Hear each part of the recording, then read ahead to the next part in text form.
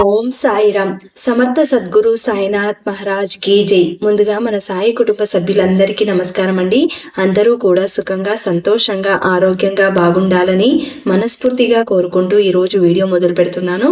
ఇక ఈరోజు వీడియోలో బాబా గారు ఏం చెప్పబోతున్నారు అంటే, తల్లి, ఈ దీపావళి రోజు నీ కోరికని కాదనకుండా తీరుస్తా, కానీ ఒక హెచ్చరిక, ముందు అది తెలుసుకో బిడ్డా అని బాబాగారు మనందరి కోసం ఈ దీపావళి పండుగ రోజు బాబాగారు అందిస్తున్న గొప్ప సందేశం ఏంటో ఈరోజు ఒక చిన్న కథ రూపంలో తెలుసుకుందాం. ఈ దీపావళి పండుగ ప్రతి ఇంట్లోనూ కాంతులు వెదజల్లాలని మనస్ఫూర్తిగా నేను కూడా కోరుకుంటున్నాను. అలాగే మీరు కోరుకుంటున్న కోరిక ఏదైతే ఉందో అది మనస్ఫూర్తిగా బాబాగారు వెంటనే అందివ్వాలని ఈ దీపావళి పండుగ కానుకగా బాబాగారు ఎలాంటి కథని తీసుకొచ్చారో ముందు ఈ చిన్న కథని విని తెలుసుకుందాం. సీతాపురం అనే గ్రామంలోని దేవీ ఆలయంలో కిరణ్ శాస్త్రి అనే పూజారి ఉండేవాడు. కిరణ్ శాస్త్రి పేదవాడు కావడంతో ఆలయంలోని దేవతను భక్తితో కొలుస్తూ అక్కడ వచ్చే ఆదాయంతోనే కడుపు నింపుకుంటూ ఉండేవాడు. అయితే ఎప్పుడు ఎవరిని చేయి చాచిన పాపాన పోలేదు. ఇది ఇలా ఉండగా ఒకరోజు వట్టి చేతులతో ఇంటికి తిరిగి వచ్చిన భర్తతో భార్య కమల ఇలా అంటుంది, ఏంటండి, ఇంకా ఎంతకాలం మనకు ఈ పేదరికం? మీరు ఆ దేవుణ్ణి నమ్ముకొని రోజు వారికి సేవ చేస్తూ వచ్చిన దానితో సంతోషపడుతున్నారు. మనం ఇంకా ఇలాగే ఉంటే ఎప్పటికి బాగుపడేది చెప్పండి. ఇప్పుడు మనకేమైంది కమల? ఆ దేవుడి దయ వలన వచ్చిన దానితో కడుపు నిండుగా భోజనం తింటున్నాము కదా, ఇంకేం కావాలి? ఏమిటి, కడుపు నిండా తిండి దొరికితే సరిపోతుందా? ఈ ఊరిలో మనకంటూ ఒక గౌరవం ఉండొద్దు? రాజస్థానంలో పనిచేసే మా మేనమామని చూడండి, ఎప్పుడు ఇంటి నిండా నౌకరులతో రాజభోగాలతో తులతూగుతూ ఉంటారు. అలాంటి భాగ్యం మనకెప్పుడు కలుగుతుందో అని అంటుంది కమల. వద్దు వద్దు, అలాంటి భాగ్యాలు కలగాలని కలలో కూడా అనుకోవద్దు. ఎందుకంటే ఎప్పుడైతే మన వద్దకు సంపద వస్తుందో అప్పుడు మనం మరింత కష్టాల్లో పడతాము అని భార్యకి నచ్చజెప్పి ఆ రోజుకి భోజనం ముగించుకుని నిద్రకు ఉపక్రమిస్తాడు కిరణ్ శాస్త్రి. అయితే రోజు తనకు సేవలు చేస్తూ ఎటువంటి కోరికలు కోరుకోకుండా ఉండే కిరణ్ శాస్త్రిని చూసి లక్ష్మీదేవి అతనిపై అనుగ్రహం కలిగి ఆ రోజు రాత్రి కిరణ్ శాస్త్రి కలలో కనబడి ఇలా అంటుంది, నాయనా, నువ్వు రోజూ చేసే నిస్వార్థమైన సేవల వలన నాకు నీపైన అనుగ్రహం కలిగింది. ఇక నుండి నేను నీ వెంటే ఉండి నీకు సకల ఐశ్వర్యాలు కలిగిస్తాను. ఇక ఈ రోజు నుండి నీ కష్టాలన్నీ తీరిపోయినట్టే అని అంటుంది లక్ష్మీదేవి. దాంతో కిరణ్ శాస్త్రి లక్ష్మీదేవికి నమస్కారం చేసుకుని ఇలా అంటాడు, తల్లి, నీకు నాపై దయ కలిగినందుకు సంతోషం, కానీ నన్ను క్షమించమ్మా. ఇంతకాలం నీ కటాక్షం లేని కారణం చేతనే నేను నిశ్చింతగా బ్రతుకుతున్నాను. నాకు ఒకరి గురించి కానీ నా గురించి కానీ బెంగలేదు. ఏదో ఆ గుడిలో దక్కిన దానితో పొట్ట నింపుకుంటూ కాలక్షేపం చేస్తున్నాను. అందుచేత నీకు 1000 నమస్కారాలు తల్లి, నువ్వు నాకు వద్దు. ఆ మాటలకు కోపం వచ్చిన లక్ష్మీదేవి ఇలా అంటుంది, నువ్వు ఒట్టి వెర్రివాడిలా ఉన్నావే. నా అనుగ్రహం కలగాలని ఎంతో మంది ఎన్నో రకాలుగా నన్ను ప్రసన్నం చేసుకోవడానికి ప్రయత్నిస్తున్నారు. అలాంటిది నా అంతట నేను నీ వద్దకు వస్తే నువ్వు నన్ను వద్దు అంటున్నావా? అమ్మా, నీ అనుగ్రహం నాపై కలిగినందుకు చాలా సంతోషం తల్లి, కానీ నాకు జీవితంలో ఇంతకంటే పెద్ద ఆశలు ఏమీ లేవు. కడుపు నిండా తిండి, ప్రశాంతమైనటువంటి జీవితం, ఇవే నేను కోరుకునేది. అందుకే నన్ను మన్నించి తిరిగి వెళ్ళిపోమ్మా. నువ్వు అన్నది బాగున్నది, కానీ నువ్వు పిలిస్తే నేను రాలేదు. నీ కర్మఫలం వల్ల నీకు పట్టిన అదృష్టం, దీనిని నువ్వు వద్దు అనుకున్నా కూడా తప్పించుకోలేవు. కర్మఫలం అనేది మంచిదైనా చెడ్డదైనా ఎవరి కర్మఫలం వారు అనుభవించక తప్పదు. అది నీకు తెలుసు కదా శాస్త్రి. సరే తల్లి, మీరు చెప్పినట్టుగా కష్టం కానీ సుఖం కానీ ఏదైనా సరే శాశ్వతం కాదని నాకు తెలుసు. కాబట్టి నాదొక చిన్న విన్నపం, అసలు నువ్వు నాతో ఎంతకాలం ఉంటావు? నన్ను ఎప్పుడు వదిలి వెళ్ళిపోతావు? అది కాస్త చెప్పి వెళ్ళు తల్లి. దాంతో కిరణ్ శాస్త్రి అడిగిన ప్రశ్నకు లక్ష్మీదేవి ఇలా ఉత్తరమిస్తుంది, సరే, నేను నిన్ను వదిలి వెళ్ళేటప్పుడు చెప్పే వెళతానులే. అయితే ఒకటి గుర్తు పెట్టుకో, ఎప్పుడైతే మీ ఇంట్లో దీపారాధన జరగదో ఆ రోజే నేను నీ ఇంటి నుండి వెళ్ళిపోతాను అన్న చిహ్నంగా భావించు అంటూ లక్ష్మీదేవి అతనికి కొన్ని గుర్తులు చెప్పి మాయమైపోతుంది. దాంతో నిద్రలో నుండి ఉలిక్కిపడి లేచిన కిరణ్ శాస్త్రి తనలో తాను ఏదో ఆలోచించుకుని యథావిధిగా ఆలయానికి చేరుకుంటాడు. అయితే ఆ ఆలయానికి జగపతి అనే ఒక కోటీశ్వరుడు వచ్చి కిరణ్ శాస్త్రికి నమస్కరించి ఇలా అంటాడు, నేను పక్క ఊరి నుండి వస్తున్న జమీందారు బాబు. నా పేరు జగపతి. మీ ఆలయంలోనే ఉన్న దేవి గురించి, మహిమల గురించి ఆ నోట ఈ నోట తెలుసుకుని వచ్చాను. ఈరోజు నేను ఇక్కడ ఒక బ్రాహ్మణుణ్ణి సత్కరించి ఇక్కడ వచ్చిన వారందరికీ అన్న పానీయాలు ఇవ్వడానికి వచ్చాను. దానికి మీ అనుమతి కావాలి అని అడుగుతాడు. అయ్యా, 10 మందికి అన్నం పెడతాను అన్న మీ మంచి మనసుతో మీరు వచ్చారు. దాంతో మీకు కావలసింది దేవి అనుగ్రహం అంతే కానీ నాలాంటి ఒక పూజారి అనుమతి కాదు అని అంటాడు కిరణ్ శాస్త్రి. దాంతో ఆ కోటీశ్వరుడు కిరణ్ శాస్త్రి వద్దు వద్దు అంటున్నా కూడా పట్టుబట్టలు పెట్టి అతని మెడలో పూలమాలలు వేసి కడుపు నిండా భోజనం పెడతాడు. అలాగే అక్కడికి వచ్చిన వారందరికీ కూడా భోజనం పెడతాడు. భోజనాలు ముగించిన తర్వాత జగపతి వెళుతూ వెళుతూ తన దగ్గర ఉన్న కొంత సొమ్మును కిరణ్ శాస్త్రికి ఇస్తూ ఇలా అంటాడు, ఇదిగోండి స్వామి, దీనిని స్వీకరించండి, ఆశీర్వాదం ఇవ్వండి అని ఆ జమీందారు కోరగా కిరణ్ శాస్త్రి ఇలా అంటాడు, ఇలాంటివన్నీ ఇప్పుడు వద్దండి అని కిరణ్ శాస్త్రి ఏదో చెబుతున్నా కూడా వినకుండా అతని చేతిలో సొమ్ము పెడతాడు జగపతి. తన పరివారంతో సహా అక్కడి నుండి వెళ్ళిపోతాడు. అతను వెళ్ళిపోగానే అప్పటి వరకు తన మర్యాదలతో ఉక్కిరి బిక్కిరి అయిన కిరణ్ శాస్త్రి దేవిని తలుచుకొని ఇలా అనుకుంటాడు, ఏంటి తల్లి ఈ ఆర్భాటాలు? ఇవన్నీ నేను వద్దు అనే కదా కోరుకునేది. నేను ప్రశాంతంగా జీవించాలి అనుకున్నానే కానీ ఇలా 10 మంది చేత సన్మానాలు పొంది నాది కాని సొమ్మును తీసుకోవడం నాకు ఇష్టం లేదు. నువ్వన్న ఆ కర్మఫలం ఎలా తప్పించుకోవాలో నాకు తెలుసు అని ఏదో నిశ్చయించుకున్న కిరణ్ శాస్త్రి ఎలాగైనా ఆ లక్ష్మీదేవి అనుగ్రహం నుండి విముక్తి పొందాలి అని వెంటనే అక్కడి నుండి బయలుదేరి తిన్నగా రాజుగారి కోట వైపు వెళతాడు. కోట దగ్గర ఉన్న భటులు చూసి కిరణ్ శాస్త్రితో ఇలా అనుకుంటారు, నుదిట మీద నామాలు, కొత్త పట్టుబట్టలు, మెడ నిండగా పూలమాలలు, నిండైన విగ్రహం, అచ్చం ఆ వైకుంఠం నుండి దిగివచ్చిన విష్ణుమూర్తిలా ఉన్నారు. ఈయన ఎవరో?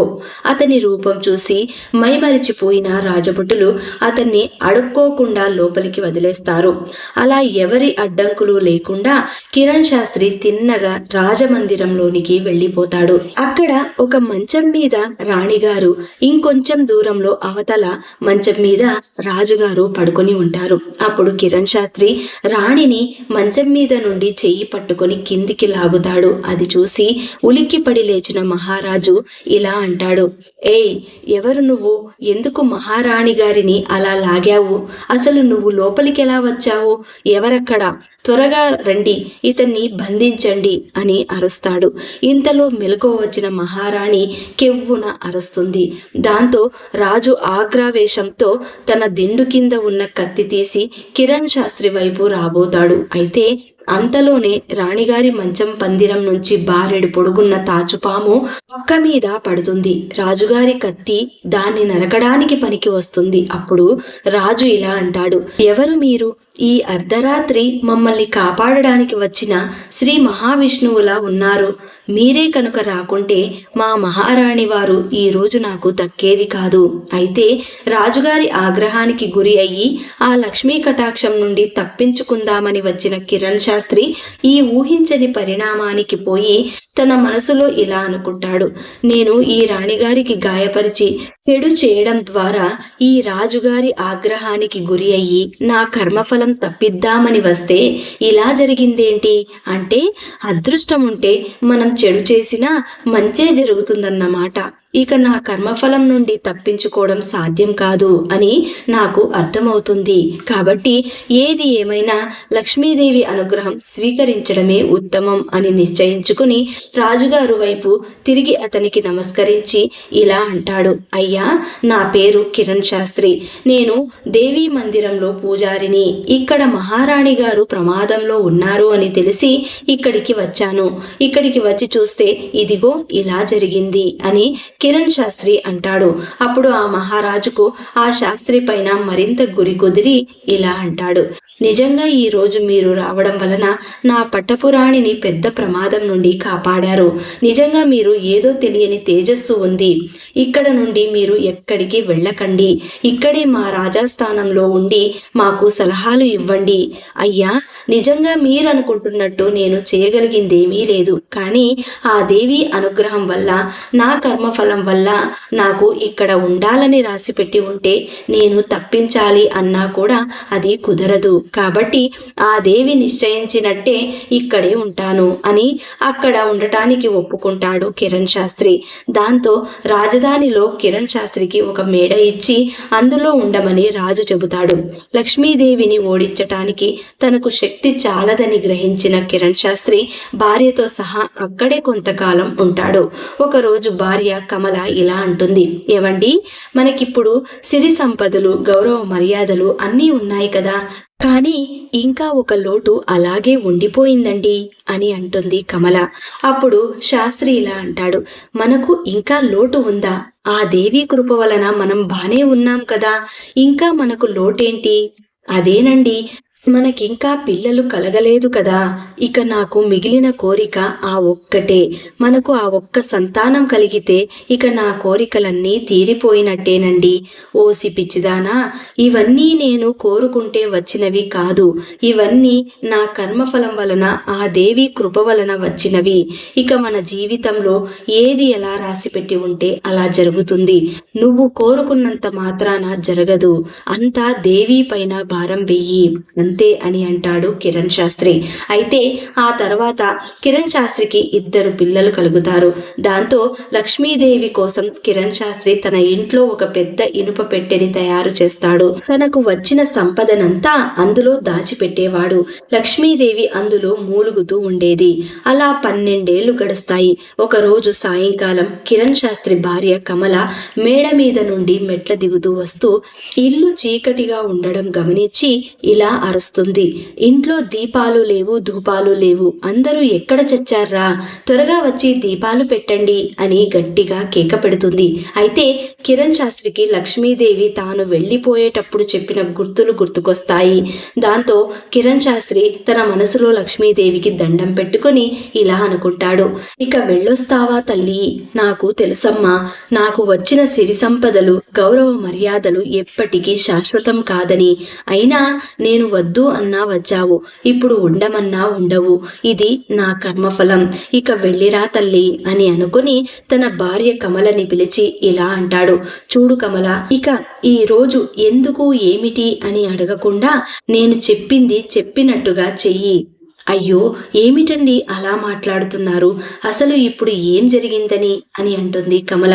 చెప్పాను కదా, నన్ను ఏమీ అడగవద్దు. వెంటనే నువ్వు మన ఇనప పెట్టెలో ఉన్న ఆ సొమ్మును తీసుకుని నువ్వు నీ పిల్లలు పుట్టింటికి వెళ్ళిపోండి అని చెప్పి ఆ రాత్రికి వారిని అక్కడి నుండి పంపించేస్తాడు. ఇక వేటకు వెళ్ళినప్పుడల్లా కిరణ్ శాస్త్రిని వెంట తీసుకుని పోయే మహారాజు ఆ రోజు కూడా యథావిధిగా కిరణ్ శాస్త్రిని వేటకు వెంట తీసుకెళ్తాడు. అయితే ఆ రోజు వేట ఏమాత్రము సక్రమంగా సాగదు. ఏమిటి కిరణ్ శాస్త్రి, ఈ రోజు వేట అంత సంతోషాన్ని ఇవ్వటం లేదు. ఇప్పటి వరకు ఒక్క జంతువు కూడా వేటాడలేకపోయాను. పైగా మధ్యాహ్నం కూడా కావస్తుంది. నాకు చాలా అలసటగా ఉంది. ఇప్పుడు నాకు కొంత విశ్రాంతి కావాలి అని అంటాడు మహారాజు. పర్వాలేదు మహారాజా, మధ్యాహ్నం విరామం తర్వాత తిరిగి వేటను కొనసాగిద్దాం. కానీ అయితే మీ వేటకి ఎలా ఎలాంటి ఏర్పాట్లు లేవు కాబట్టి మీకు అభ్యంతరం లేకపోతే ఇదిగో ఈ చెట్టు క్రింద విశ్రమించండి అని చెప్పడంతో అప్పటికే బాగా అలసిపోయిన మహారాజు ఆ ఎండవేళ కిరణ్ శాస్త్రి తొడ మీద తల పెట్టుకుని ఒక చెట్టు నీడన నిద్రపోతాడు. వేటగాళ్ళందరూ కూడా చెట్ల కింద దూరంగా చేరుతారు. అయితే అప్పుడే అకస్మాత్తుగా ఆ చెట్టు మీద కాకి రాజుగారి మెడ మీద రెట్టె వేస్తుంది. రాజుగారు గాఢ నిద్రలో ఉండి లేవలేదు. దాంతో కిరణ్ శాస్త్రి ఇలా అనుకుంటాడు, అయ్యో ఏంటి ఇలా జరిగింది? ఇప్పుడు రాజుగారిని నిద్ర లేపితే నిద్రభంగం కలిగి ఆగ్రహిస్తాడు. ఇప్పుడు ఏం చేద్దాం అని ఆ రాజు తల కదలకుండా ఆ రెట్ట తీసే ఉపాయం తోచక కిరణ్ శాస్త్రి చాలాసేపు తికమక పడతాడు. అంతలో కిరణ్ శాస్త్రికి రాజుగారి బొడ్డలో ఉన్న చిన్న బాకు కనిపిస్తుంది. కిరణ్ శాస్త్రి ఆ బాకును ఊర నుంచి తీసి దాంతో రాజుగారి మెడ మీద ఉన్న రెట్ట తీసేయబోతాడు. అంతలో రాజుగారు కళ్ళు తెరిచి చూసి తన మెడ మీదకు వస్తున్న బాకును చూసి, రాజద్రోహి, ఎంతటి ద్రోహానికి తలపెట్టావు?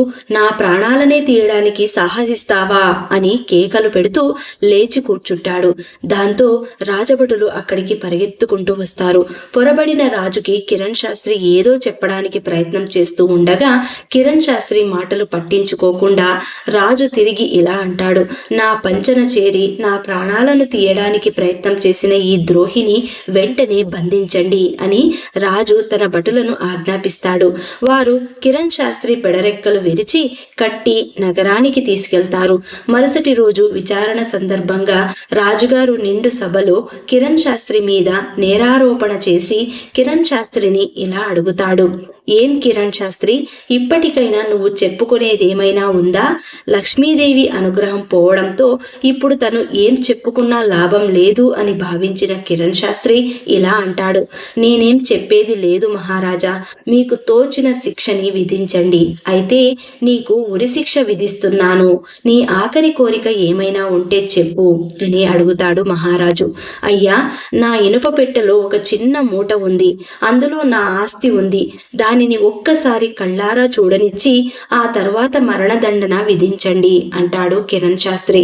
వెంటనే రాజభటులు వెళ్ళి ఆ పెట్టెను తెరిచి చూస్తే అంతా ఖాళీగా ఉంటుంది. అందులో ఉన్న ఒక చిన్న మూటను తెచ్చి రాజసభలో తెరుస్తారు. ఆ మూటలో ఒక పాత పంచ, ఒక చెంబు మాత్రమే ఉంటాయి. అది చూసి ఆశ్చర్యపోయిన మహారాజు ఇలా అడుగుతాడు, ఏమిటి ఇవా నీ ఆస్తి? అవును మహారాజా, వాటిని నమ్ముకున్నంత కాలం నేను ఏ కష్టమూ ఎరుగను. అంతలో నాకు లక్ష్మీ కటాక్షం సంప్రాప్తమయ్యింది. అయితే అది శాశ్వతం కాదని, ఈ స్థితి ఎప్పటికైనా వస్తుందని వాటిని భద్రంగా దాచి ఉంచాను అని జరిగిందంతా వివరంగా చెబుతాడు. అలా కిరణ్ శాస్త్రి చెప్పగా దాంతో అసలు సంగతి తెలుసుకున్న మహారాజు కిరణ్ శాస్త్రికి ఆ మూట ఇచ్చి వదిలిపెడతాడు. కిరణ్ శాస్త్రి దేవీ ఆలయానికి తిరిగి వెళ్ళి పూజలు చేస్తూ ఎంతో సుఖంగా జీవిస్తాడు.